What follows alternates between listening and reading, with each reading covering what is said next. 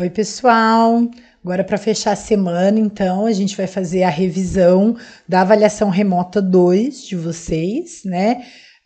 Eu tenho até o dia 8 para postar as notas, mas espero conseguir postar nesse final de semana para vocês ficarem tranquilos e começarem as férias muito bem também, tá bom?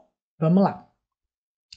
Então, a primeira pergunta, né, da avaliação remota foi um teste sobre Vygotsky.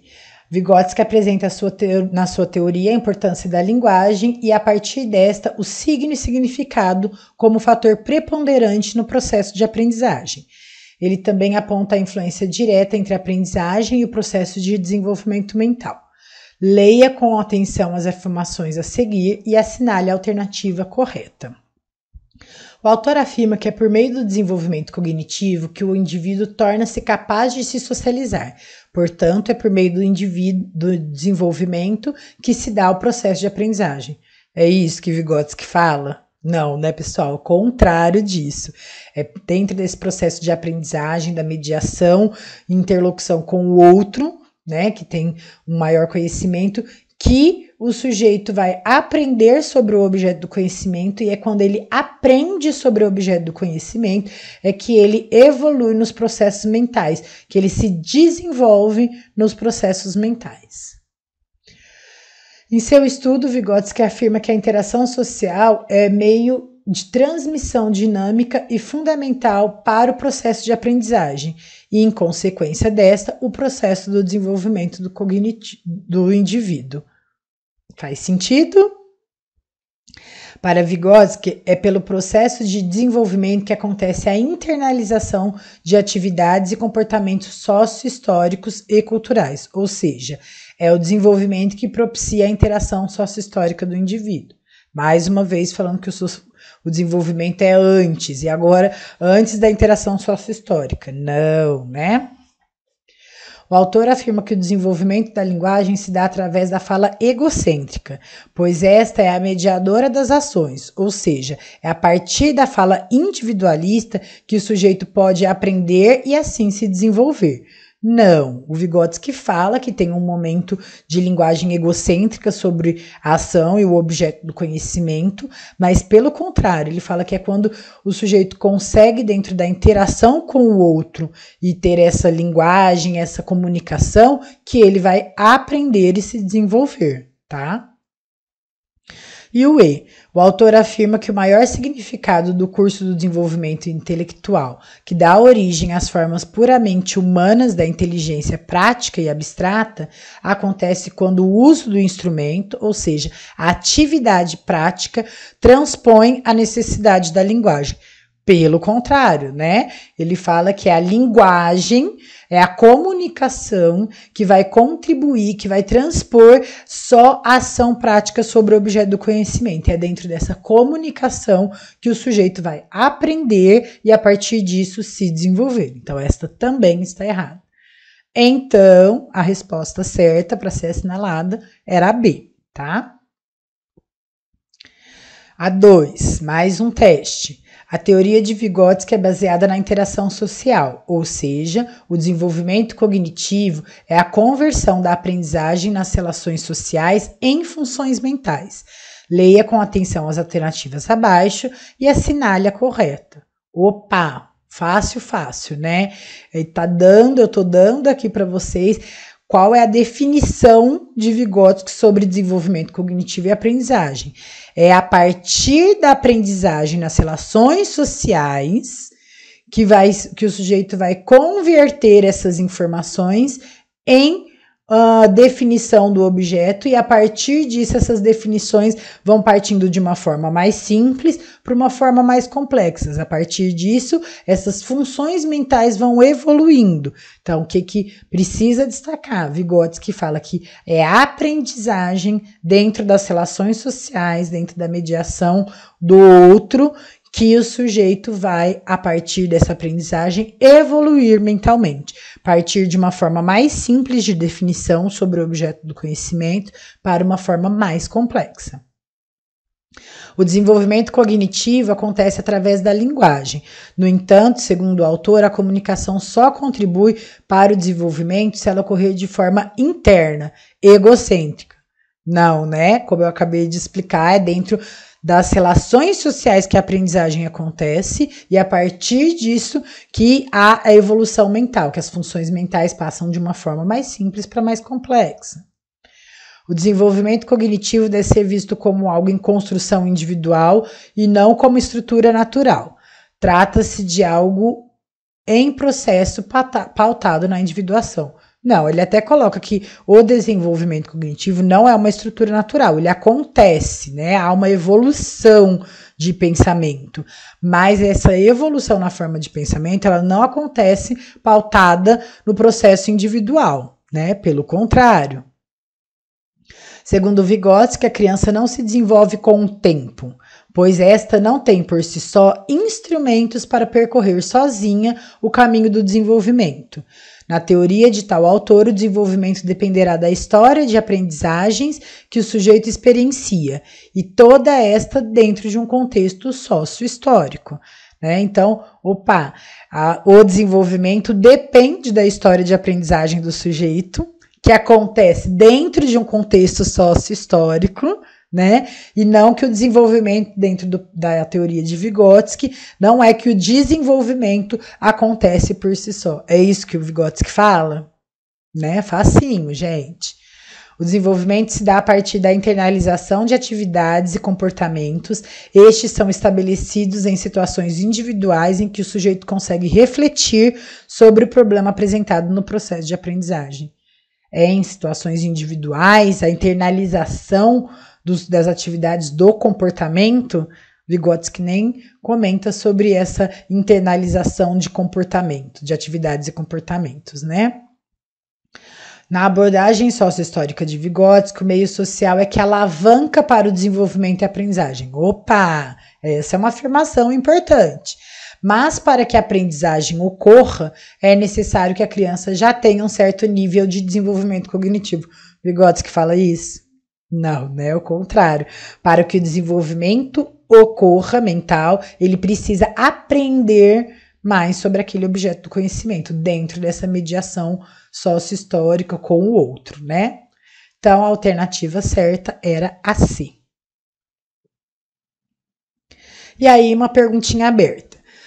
A preocupação de Vygotsky ao realizar suas intervenções sobre diferentes abordagens que tratam da relação entre aprendizagem e desenvolvimento era compreender o nível do desenvolvimento intelectual da criança. Para isso, o autor elabora 3 conceitos: nível de desenvolvimento real ou atual, nível de desenvolvimento ideal e zona de desenvolvimento proximal. Defina e explique esses 3 conceitos. Então, uma resposta esperada. Tá? Não precisa ser idêntica a resposta de vocês, mas precisa apresentar dentro da forma de vocês escreverem esses conceitos. O nível de desenvolvimento real é a ação do sujeito sobre o objeto do conhecimento sem ajuda, né? Então, a interação dele com o objeto sem ajuda, esse é o desenvolvimento real que se pode definir que a criança está. O desenvolvimento ideal é o máximo de aprendizagem que o sujeito pode chegar, né? Pode não ser o real, né? Então ele pode atingir maior aprendizagem sobre aquele conceito. E a zona de desenvolvimento proximal é interlocução, é o meio desses dois. É onde o sujeito aprende sobre mediação de um outro que tem um maior domínio, conhece mais, domina mais o objeto do conhecimento. E aí ele contribui para aquele que conhece menos. Então, isso é a zona de desenvolvimento proximal. É o que o outro pode contribuir com o processo de aprendizagem por conhecer, dominar mais do que o colega que ele está interagindo, tá? Então, tem que ter um que saiba menos, que domina menos sobre o objeto, e um que saiba mais, que domine mais sobre o objeto. Nessa interação é que pode se observar a zona de desenvolvimento proximal acontecendo, a troca e o processo de evolução de aprendizagem. Outra perguntinha aberta também sobre o estudo experimental do Vygotsky e os colaboradores dele, que a criança passa por 3 etapas de formação de conceitos, né? Então, isso ele define como agregação desorganizada ou um amontoado, pensamento por complexos e a formação de conceito propriamente, né? Nomeada como conceitos potenciais. Então, era para vocês definirem essas 3 etapas do desenvolvimento de pensamento sobre a definição, a conceituação do objeto do conhecimento, né?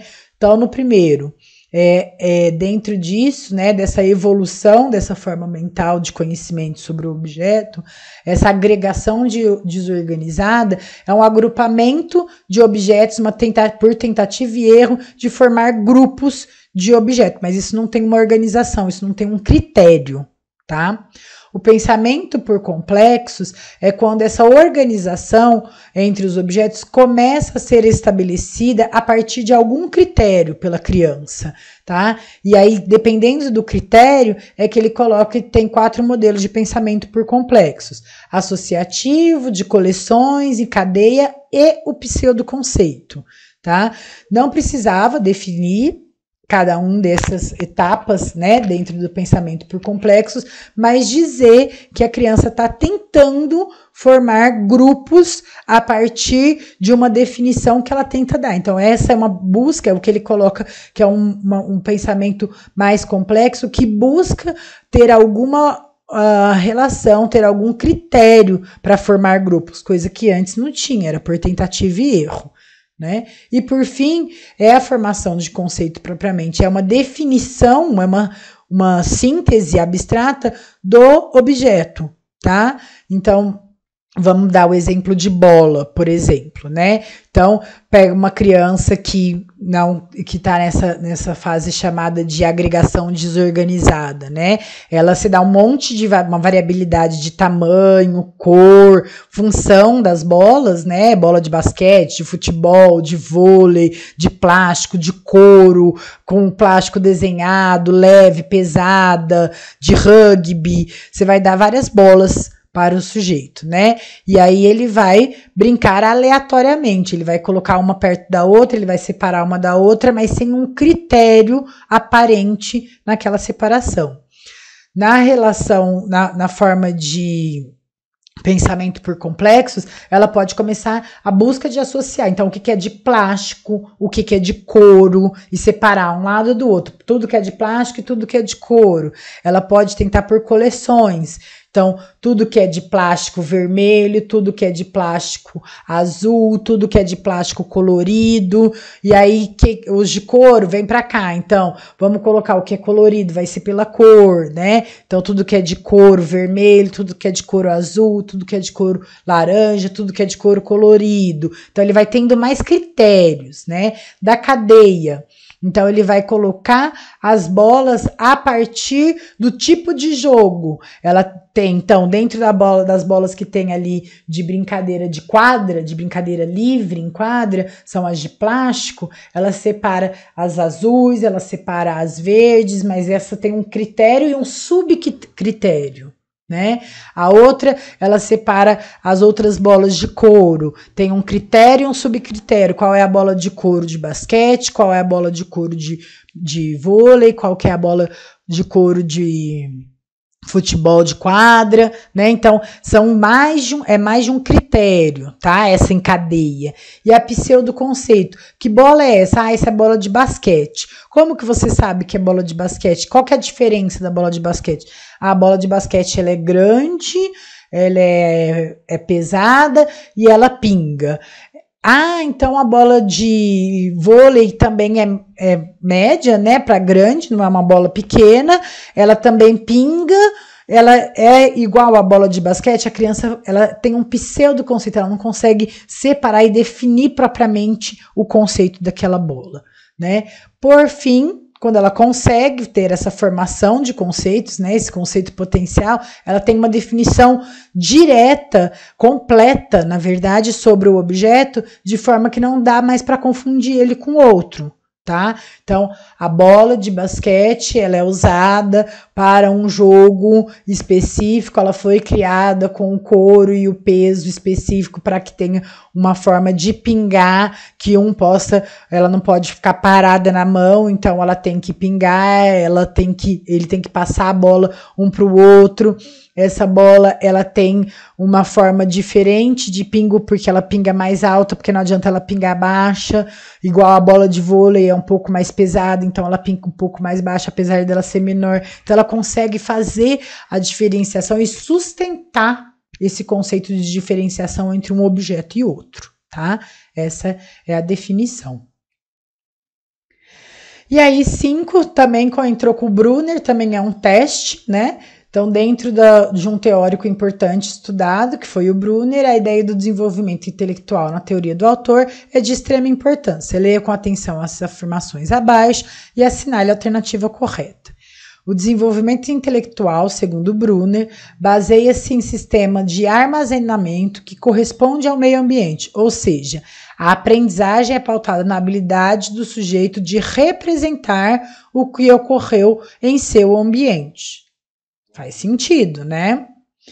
Vamos ver as outras. Segundo o autor, qualquer assunto pode ser ensinado em sua forma final em qualquer idade, ou seja, o professor pode ensinar de acordo com suas habilidades e domínio do conhecimento em quaisquer etapas de aprendizagem em que o aluno estiver.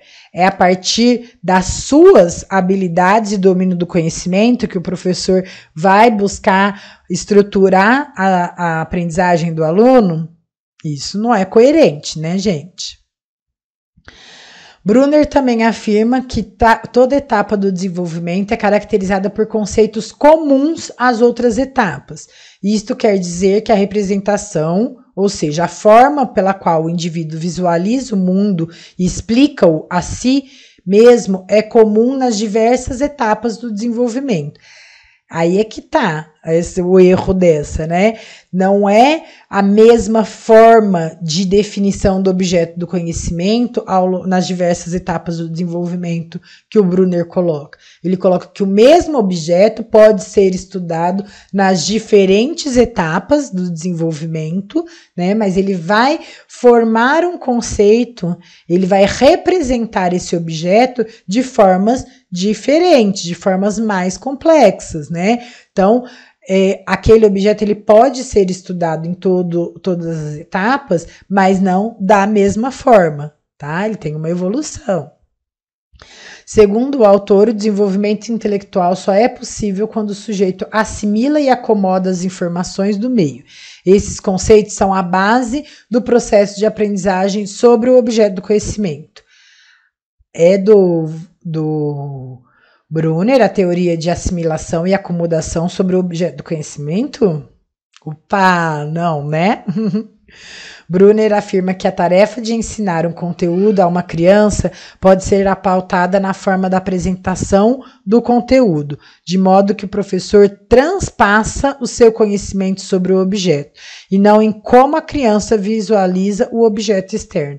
É como o professor coloca o objeto que a criança vai aprender, ou é dentro desse o professor coloca e como ela conhece, como ela consegue representar essa definição que o professor apresenta, é que ela aprende sobre o objeto do conhecimento, né? Essa que é a questão. Então, a alternativa certa é a alternativa A. Facinho também, né? A 6. Sobre o Brunner também. Brunner apresenta em sua teoria de ensino que o processo do desenvolvimento e aprendizagem acontecem de maneira espiral. É isso, né? Então, essa frase a gente já sabe está correta. Isso quer dizer que, então a gente precisa ver se a frase 2 é a explicação da 1. É possível ensinar qualquer tema de conhecimento tendo como base as diversas etapas do desenvolvimento intelectual. Então, essa forma espiral quer dizer que qualquer objeto do conhecimento pode ser apresentado tendo como fundamento, tendo da forma complexa ou menos complexa de que vai ser apresentado esse objeto, a partir das etapas do desenvolvimento intelectual, e por isso faz-se um espiral, uma coisa que sobe, mas ao mesmo tempo levanta os temas que são apresentados sobre aquele objeto do conhecimento e traz novos mais complexos. E aí? É uma frase é correta, a outra correta, e uma quer explicar a outra, né? Uma faz o fato de explicar a outra sobre as possibilidades de alternativa, né? Que a asserção 1 e 2 são verdadeiras e a 2 é uma justificativa correta da 1, tá? Então, a alternativa correta para vocês assinalarem é a D. Pessoal, esse teste, ele vale 1, ele não vale meio, porque eu entendo que ele é mais complexo do que o você assinalar uma alternativa que esteja correta ou uma alternativa que esteja incorreta, porque você precisa entender as duas frases e entender a interlocução entre essas duas frases, tá? Então, quando eu coloco perguntas assim, é comum esse tipo de pergunta em concurso, né? Eu coloco ela valendo mais do que um simples teste, tá? Por isso essa vale 1 ponto. A pergunta 7, uma pergunta aberta também, né? Então, dentro da teoria do desenvolvimento do Brunner, ele apresenta a representação, um desenvolvimento a partir de uma representação, né? E aí ele define 3 formas de representar o mundo. É a representação ativa, a representação icônica e a representação simbólica. Então era para vocês apresentarem a definição de cada uma dessas representações, tá? Mais uma vez, uma resposta esperada. Não precisa ser exatamente o que está escrito aqui, mas que tenha... Que seja concomitante, que seja, né, tenha o mesmo significado do que as que está sendo apresentada, definida aqui, tá? Cada um pode definir do seu jeito, mas tem que ter esse mesmo significado. A representação ativa, então, é como principal característica a experiência, a ação sobre o objeto do conhecimento para poder dominá-lo, que a criança tem, né?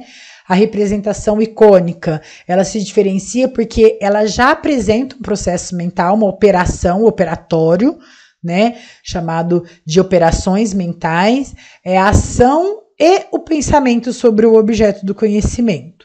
Então, é a diferença da icônica para a ativa. Ele tem a ação, mas ele também tem o pensamento, a representação mental sobre esse objeto. Ele ainda precisa da ação para ter essa representação mental? Precisa, mas ele já consegue apresentar essa representação mental também, tá?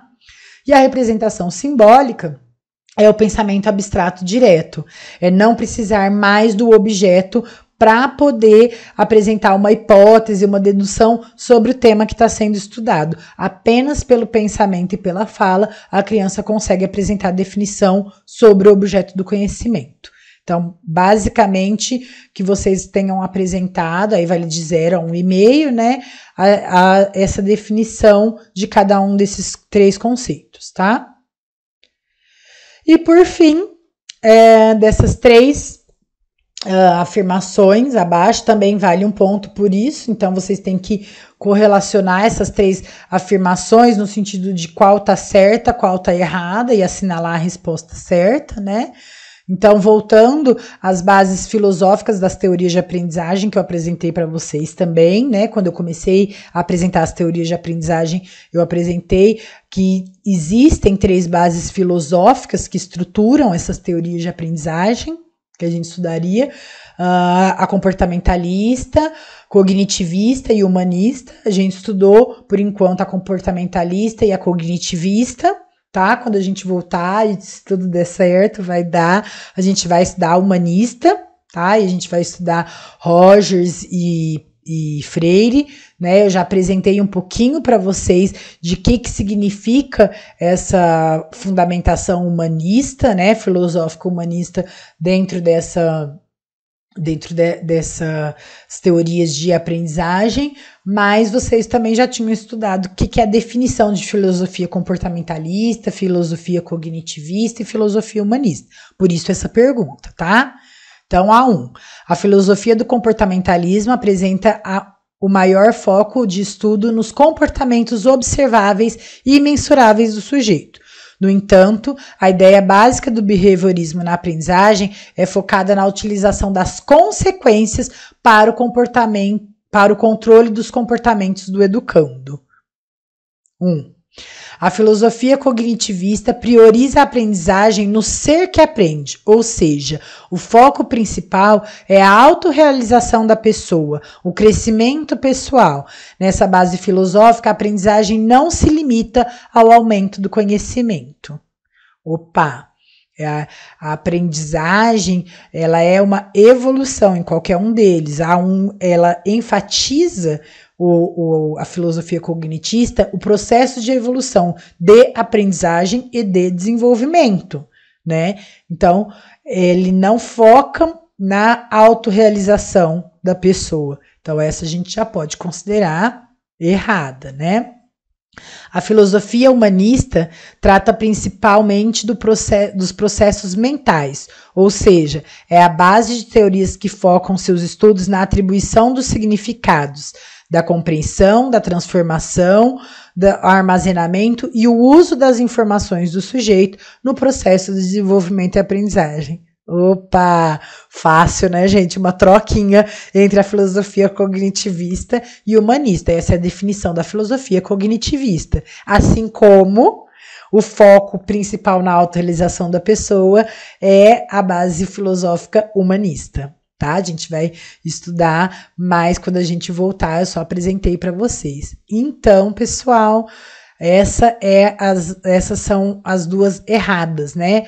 1, 2 e 3. A 1 da comportamentalista, que tem a aprendizagem focada nas consequências para o controle dos comportamentos educando, para que ele chegue no comportamento adequado esperado, né? Então, qual que é a alternativa? As afirmações 1 e 2 são corretas? Não. As afirmações 2 e 3 são corretas? Também não. Apenas a afirmação 1 é a correta? Sim, né? A afirmação 3 é correta? Não. Todas as afirmações são corretas? Não. Então, era para vocês assinalarem a C, tá? Pessoal, é isso, então. Eu espero poder terminar de corrigir agora, no fim de semana, todas as provas, para já postar a nota para vocês começarem as férias segunda-feira tranquilões, né? Tomara que dê tudo certo. Ótimo fim de semana para vocês. Aproveitem bastante as férias e até a nossa volta. Um beijão. Tchau, tchau.